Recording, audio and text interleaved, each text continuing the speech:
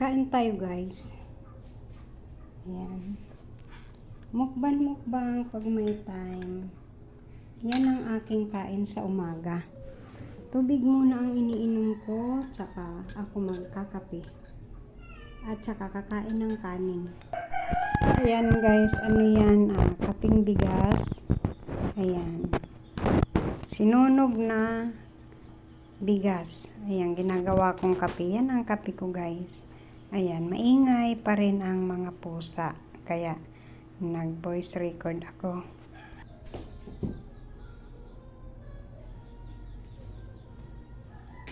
Ayan, kain tayo. Mukbang. Sitaw na adobo, guys. Ayan, at saka rice na brown.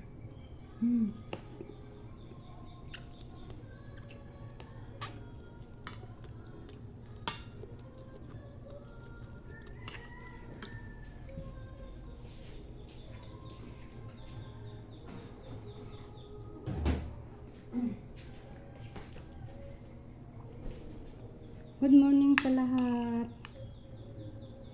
Kain tayo guys, kain.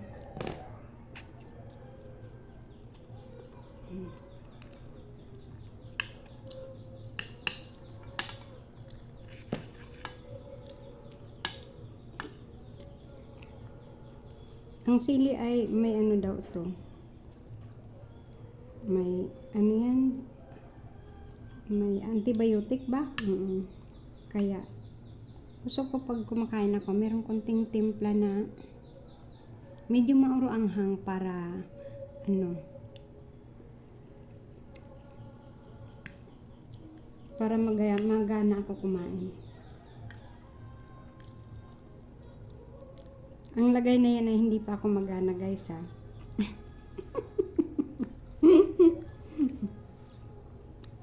Hindi ba naman? Ang lagay na yan ay hindi pa ako magana.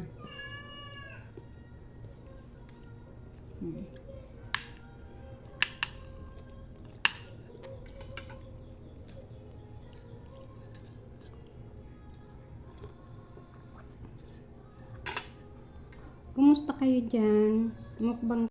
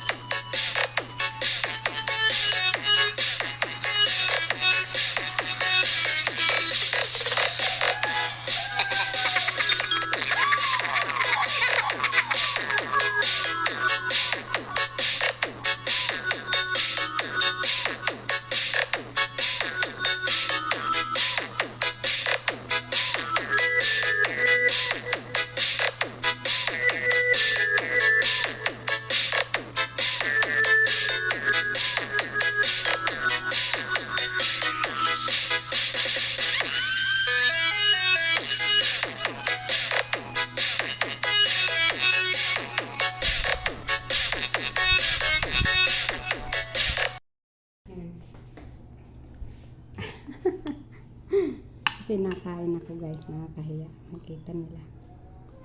Tapos marami dito nagpapahulugan.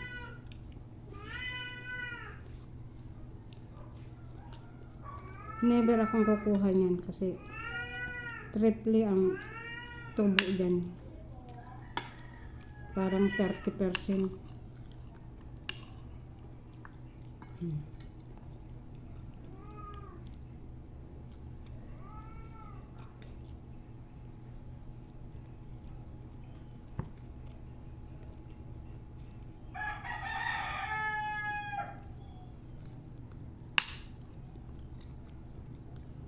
Pag nag-aadobo ako ng sitaw, kunting-kunting oil lang ang nilalagay ko. Saka sa isda naman, murong paksiw ako, sinigang, sa kalamansi. Yan. Since marami akong santol na kinayod, yan ang ginawa kong paasim dyan.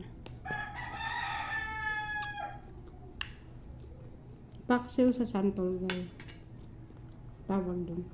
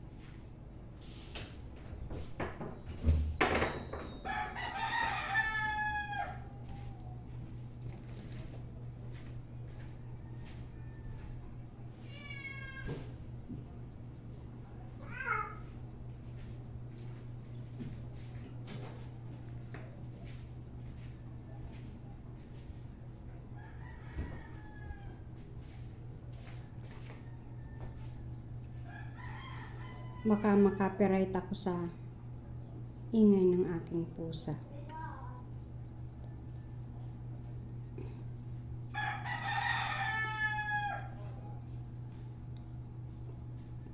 Pag nangingirag sila guys, ganyan.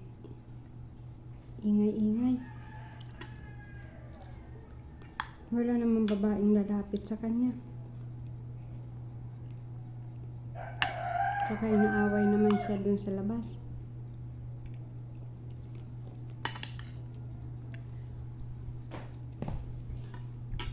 Wala dito masyadong mga ano guys, ang tawag dun,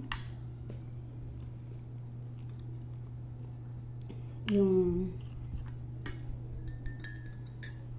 mga pusa. Marami dito aso.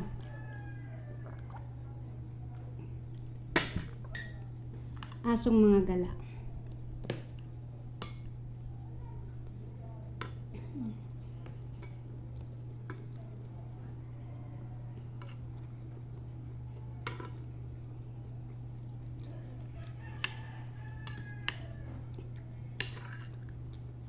Kaya ako ang bakod ko siksik na siksik. Tapos nilagyan ko pa ng net. Kasi napasok sila guys dito sa loob ng bakurang ko. Tapos ginagawa nila, kinakain ng itlog, namamasura.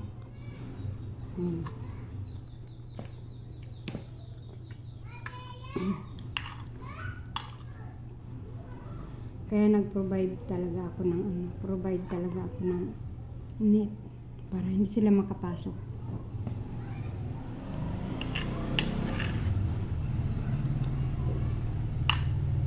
Ayan guys, konti na lang. Diba? Wala siyang anghang. Yung sili.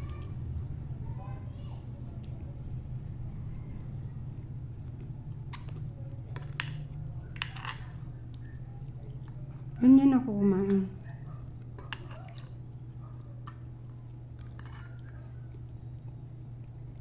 Pagkatapos ako kumain ay maglalaba ako.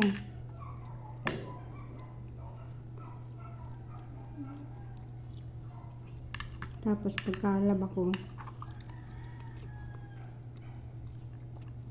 magpapahinga na ako niyan.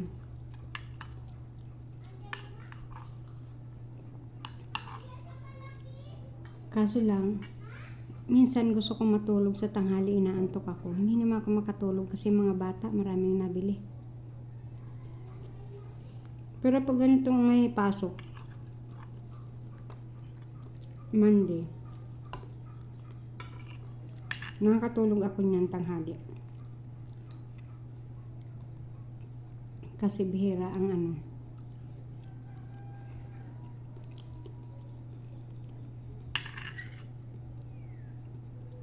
bihira ang nabili. Sa hapon naman yan sila babawi pagdating nila.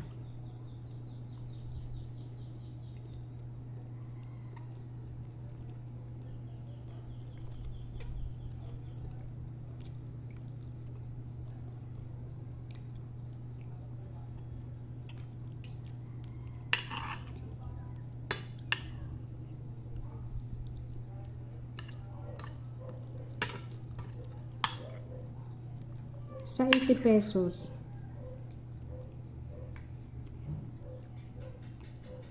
dalawang araw ko ng ulam.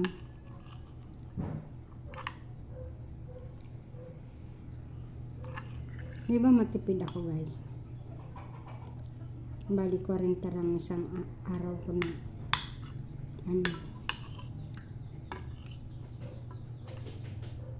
na pagkain.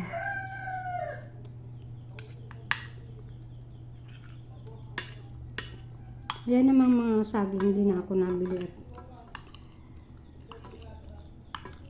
marami nagbibigay ng saging.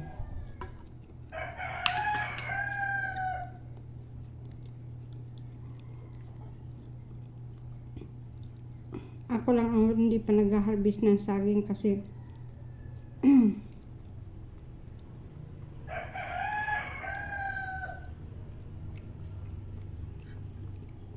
nung araw pa, wala pa itong bahay, nagpatanim na ako dito ng mga saging. Binakura na ito. Hanggang sa mga saging, kahit may bakod, guys, pinapapasok pa din nila ang kalabaw.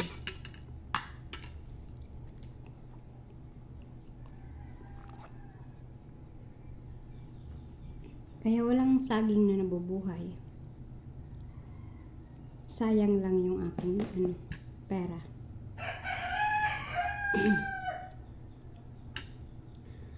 Nakapagpabunga ako dito ng saging. Kaso umalis ako, kaya sila rin ang nakinabang.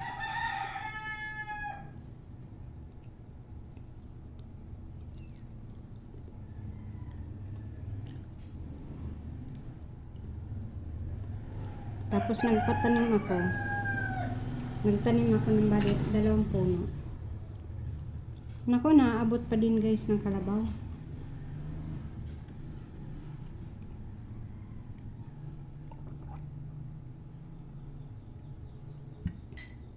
Kaya bunot na naman. Lipat na naman dito sa gitna. Ayan.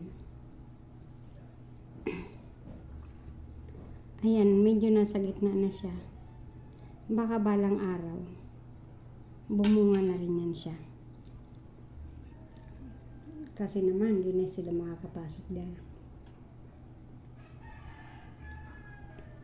Saka tinataniman ko ng tinataniman ng mga cranberry ay kahoy.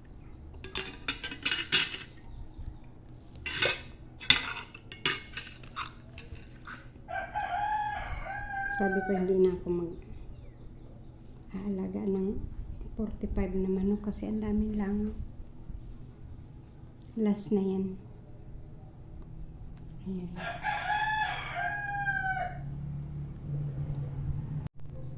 Ayan, shout out sa inyo. Tapos na ang mukbang ko. Lakas kumain ni Ate Milet. Diba? Good morning. hindi na muna ako mag-ELS. Ito na muna ng ano. At tatapos ko lang ano to, tanim at saka magpakain ng manok. Ayan. Namalo ako ng langaw. Shout out nga pala dyan sa aking team Kabungay at saka sa team Casus Angel at saka sa ano to? Team Bingo Warrior. Yan. Tsaka sa binababaan ng Kat Yumol, ang Team Beehive. Yan, Team Beehive. Lagi yan sikat nababa dyan sa ano. Yan. Saka Team Bingo Warrior. Ayan. Mega love shout out dyan sa lahat. Hanggang dito na lang ang aking mukbang time. Ayan. Bye-bye. Thank you for watching. Naka-video na naman ako. Ayan. Love, love lang. Happy Monday sa atin lahat. Ayan. Diba? Hagad na ako. Ayan. Happy Monday and happy blessed Monday sa atin lahat. Nawa ay lagi tayong gabayan ng Panginoon. Yan. Sa ating pang-araw-araw na gawain at pakikibaka sa buhay. 'Di ba? Hanggang dito na lang. Bye-bye.